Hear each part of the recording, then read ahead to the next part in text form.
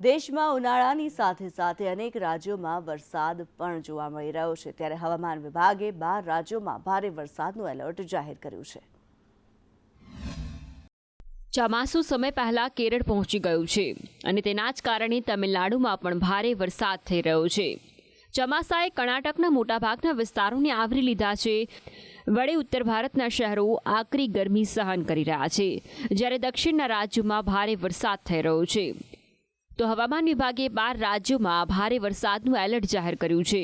પશ્ચિમ બંગાળ, સિક્કિમ, આસામ, મેઘાલય, અરુણાચલ પ્રદેશ, નાગાલેન્ડ, મણિપુર, મિઝોરમ, ત્રિપુરા, કેરળ, કર્ણાટક અને તેલંગાણાનો સમાવેશ થાય છે. ચોમાસાના કારણે છેલ્લા 24 કલાકમાં ગોવા, મહારાષ્ટ્રમાં ભારે વરસાદ થયો છે. ત્યારે મહારાષ્ટ્રના થાણે જિલ્લામાં કલ્યાણ અહેમદનગર હાઈવે પર માલશેજ ઘાટ પર ભારે વરસાદને કારણે ભૂસ્ખલન થયું હતું, જેના કારણે ટેકરી પરથી એક મોટો પથ્થર ઓટો રિક્ષા પર પડ્યો હતો. અકસ્માતમાં કાકા ભત્રીજાના મોત થયા હતા. વળી બીજી બાજુ ઉત્તર પ્રદેશ, બિહાર અને ઝારખંડમાં તીવ્ર હીટવેવનું એલર્ટ જાહેર કર્યું છે. તે જ સમયે ઉત્તરાખંડ, પંજાબ, હરિયાણા, દિલ્હી, ઓડિશા, હિમાચલ પ્રદેશ, જમ્મુ કાશ્મીર, મધ્યપ્રદેશ અને રાજસ્થાનમાં પણ હીટવેવની ચેતવણી જારી કરવામાં આવી છે.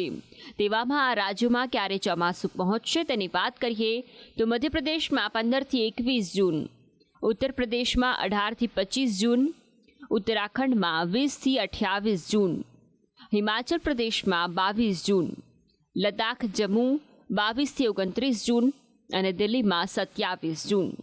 આ તરફ પંજાબમાં 26 જૂનથી 1 જુલાઈની આસપાસ, હરિયાણામાં 27 જૂનથી 3 જુલાઈ આસપાસ, ચંડીગઢમાં 28 જૂન, રાજસ્થાનમાં 25 જૂનથી 6 જુલાઈ સુધીમાં પહોંચશે.